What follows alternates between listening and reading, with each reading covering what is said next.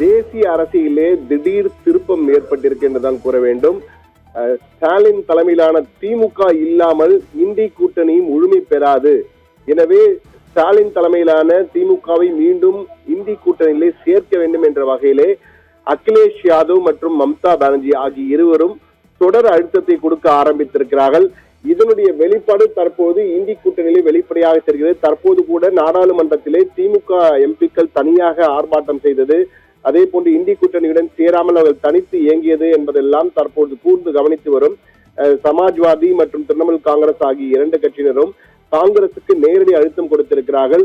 இத்தனை ஆண்டு காலம் நம்முடன் இருந்த கட்சியை திடீரென விலக்கி வைப்பது என்பது ஏற்புடையதாக இல்லை என்றால், தொடர்ந்து நமக்கு பல்வேறு விடயங்களிலே பக்கபலமாக துணையாக இருந்த திமுகவை திடீரென ஒதுக்கி வைத்துவிட்டு வேறு கட்சியுடன் நாம் சேர்வது சரியாக இருக்காது என்ற வகையிலே தொடர் அழுத்தத்தை கொடுத்து வருகிறார்கள். தாவேகாவை எப்படியாவது இந்தி கூட்டணியில் கொண்டு வர வேண்டும் என காங்கிரஸ் முழு முயற்சி செய்து கொண்டிருக்கும் நிலையில் தற்போது இது போன்ற ஒரு அழுத்தம் வந்திருக்கிறது. தாவேகா வருவதற்கு எந்த ஒரு கருத்தையும் அகிலேஷ் யாதவோ அல்லது மம்தா பானர்ஜியோ சொல்லவில்லை. ஆனால் திமுகவை சேர்க்க வேண்டும் என்ற வகையிலே ஒரு புது அழுத்தத்தை கொடுத்திருக்கிறார்கள். இது ஒரு பக்கம் நடந்து கொண்டிருக்கும் சூழ்நிலையிலே தற்போது ஏற்கனவே காங்கிரஸ் தமிழ்நாட்டிலே திமுக, அதே போன்று ஜார்க்கண்டிலே ஜார்க்கண்ட் முக்தி மோர்ச்சா, இதே போன்று ஒவ்வொரு மாநிலத்திலும் ஒவ்வொரு கட்சிகள், அதே போன்று என்சிபி சரத்பவார் கட்சியிடம் ஒரு இணக்கமான சூழ்நிலை மகாராஷ்டிராவில் இல்லை. அதே போன்று உத்தவ் தாக்கரே கட்சியுடன் சிவசேனா உத்தவ் தாக்கரே கட்சியுடனும் அவர்களுக்கு ஒரு இணக்கமான சூழல் இல்லாத சூழ்நிலையில் தற்போது சமாஜ்வாதியுடனும் ஒரு சிக்கல் ஏற்படும் நிலை உத்தரப்பிரதேசத்தில் ஏற்பட்டிருக்க. காரணம் என்னவென்றால், உத்தரப்பிரதேசத்தில் 403 இடங்கள் இருக்கின்றன.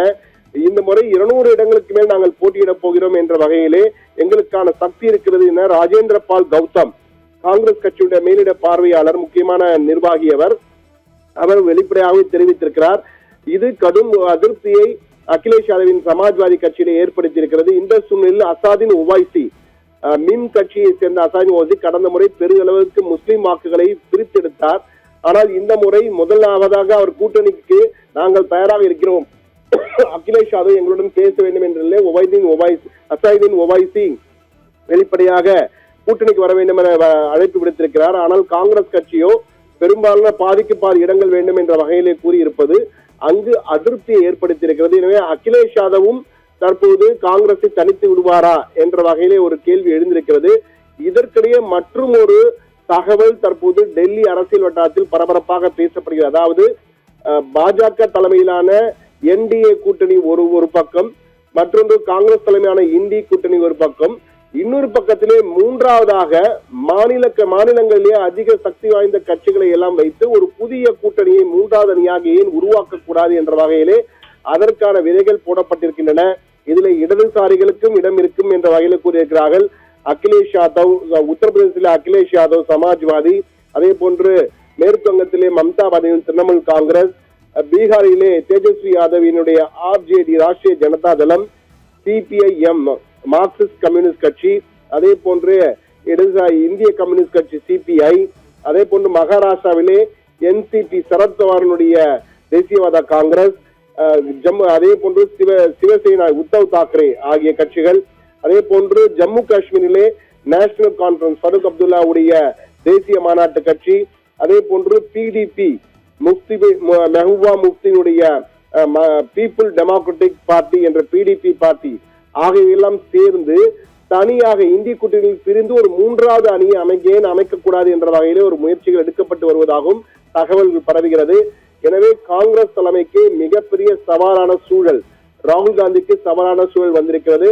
என்றால் ஸ்டாலின் இல்லை என்றால் இந்தி கூட்டணியே இல்லை என்ற வகையிலே ராகுலிடம் திட்டவட்டமாக அகிலேஷும் மம்தாவும் கூறியிருப்பதாக பரவியுள்ள தகவல்கள் தற்போது தேசிய அரசியல் வட்டாரத்தில் எதிர்கட்சிகளிடையே தற்போது பெரும் பரபரப்பை ஏற்படுத்தியிருக்கின்றதான் கூற வேண்டும். பாஜக கூர்ந்து கவனித்து வருகிறது. இதில் என்ன நடக்கும் என்பதை பார்த்து அதற்கேற்ப தங்களுடைய நடவடிக்கை எடுக்கலாம் என்று. காங்கிரஸ் இல்லாத கூட்டணியிலே நாங்களும் பங்கேற்க தயார் என ஆம் ஆத்மி கட்சியினுடைய முன்னணி நிர்வாகிகளும் கருத்து தெரிவித்திருக்கிறார்கள். எனவே ஆப் கட்சி, அரவிந்த் கெஜ்ரிவால் என்ற ஆப் கட்சியும் சேரும் பொழுது மூன்றாவது அணி மிக வலிமையான அணியாக மாநில சுயாட்சி மற்றும் கூட்டாட்சி தத்துவத்தை முன்னிறுத்தும் பிராந்திய கட்சிகள் எல்லாம் ஒன்றிணைந்து காங்கிரஸ் மற்றும் பாஜக இல்லாத ஒரு வலுவான கூட்டாட்சி அணியை உருவாக்க திட்டமிட்டு வருவதாக நமக்கு தகவல் கிடைத்திருக்கின்றன. இதிலே புது அடிஷனாக காக்ரோச் ஜனதா பார்ட்டியும் தற்போது வந்திருக்கிறது.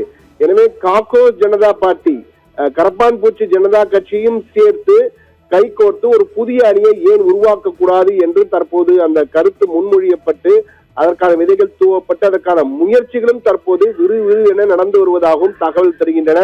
எனவே சிஜேபி, திமுக, சமாஜ்வாதி, ஆர்ஜேடி, திரிணாமுல் காங்கிரஸ், இடதுசாரிகள், பிடிபி, என்சிபி, அதே போன்று சிவசேனா, நேஷனல் கான்பரன்ஸ், தேசிய மாநாட்டு கட்சி, ஜேஎம்எம் ஆகிய கட்சிகள் எல்லாம் இணைந்து காக்ரோச் ஜனதா பார்ட்டி ஒரு ஜென்சி படையே பெரிய அளவுக்கு இருக்கிறது, மிகப்பெரிய சாதனை செய்திருக்கிறார்கள் அண்மையிலே.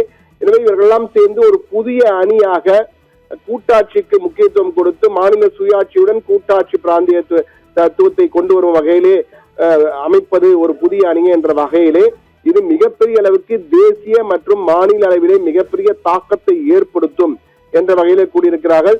எனவே காங்கிரஸ் தலைமை ராகுல் காந்திக்கும் ஒரு மிகப்பெரிய சவால் விடப்பட்டிருக்கிறது. இதை எப்படி சமாளிக்க போகிறார்கள்? திமுக இல்லாத ஒரு அணியை வலுவான அணியை அவர்களால் அமைக்க முடியுமா? அதற்கு என்ன செய்ய போகிறார் என்பது வரும் நாட்களில் நமக்கு தெரிய வரும். இருப்பினும் டெல்லி அரசியலில் தற்போது ஒரு புதிய பரபரப்பு இந்த திமுகவை வைத்து தற்போது அங்கு அரசியல் காய் நகர்த்தல்கள் வெகு வேகமாக நடைபெற்று வருவதால் நம்மால் புரிந்து கொள்ள முடிகிறது. டெல்லி தகவல்களும் இதை உறுதி செய்கின்றன. ஷர்மிளா.